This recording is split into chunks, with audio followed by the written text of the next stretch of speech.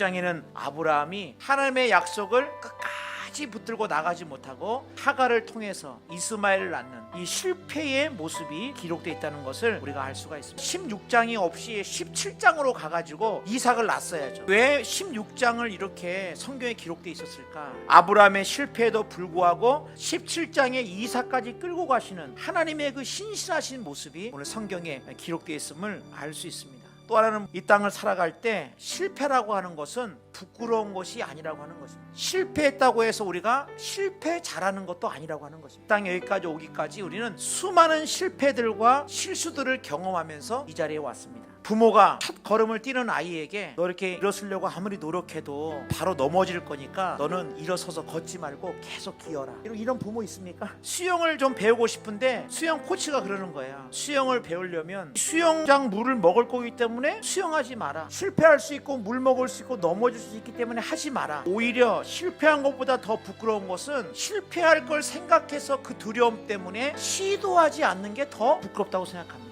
이제 아브라함의 이 상황은 이해는 됩니다. 이런 10년 정도의 시간이 지난 이 상황을 봤을 때 특별히 여자였던 이 사례는 내가 더 이상 아이를 가질 수 없다는 것을 알게 되었을 것이고, 하나님이 아무리 말씀하였어도 이제 끝난 것이 아니냐, 사례는 그렇게 했으라고 생각이 듭니다. 합당한 이유 같고 명분도 있습니다. 10년이라는 시간도 있었고 보이는 환경도 그랬습니다. 이것을 아브라함에게 의논했습니다. 아브라함이 기다리고 인내하고 우리의 자리를 지켜야 하지 않겠어요? 하고 얘기를 해야 되는데 사례의 이야기를 들었습니다.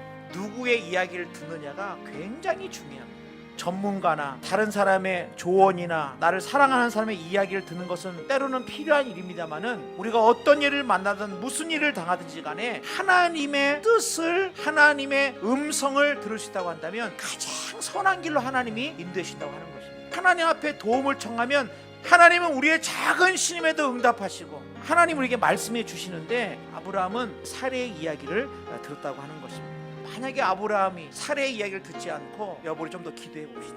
하나님이 안 주시는 것은 나에게 있는 그 부족한 것입니다. 오히려 그것으로 인해서 우리는 더 겸손하게 되는 것이고 주님 앞에 더 나아갈 수 있는 것이고, 나의 연약함과 나의 부족함과 하나님을 의지하게 된다고 하는 것입니다. 내 은혜가 내게 족하다.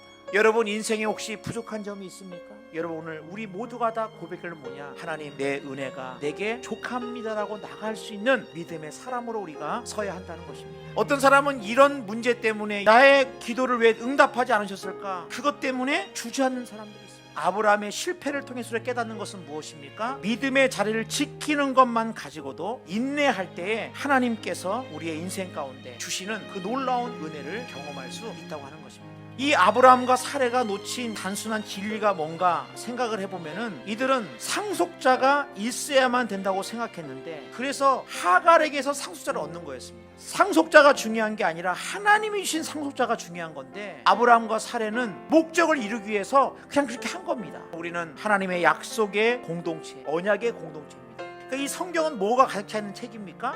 약속이 가득 차 있는 책이에요. 그래서 여러분 우리가 하나님의 약속, 이 약속을 끝까지 붙들고 있는 사람, 그 사람을 통해서 하나님께서는 하나님의 때에 하나님의 일을 하신다는 것을 우리는 분명하게 기억해야 한다는 것입니다.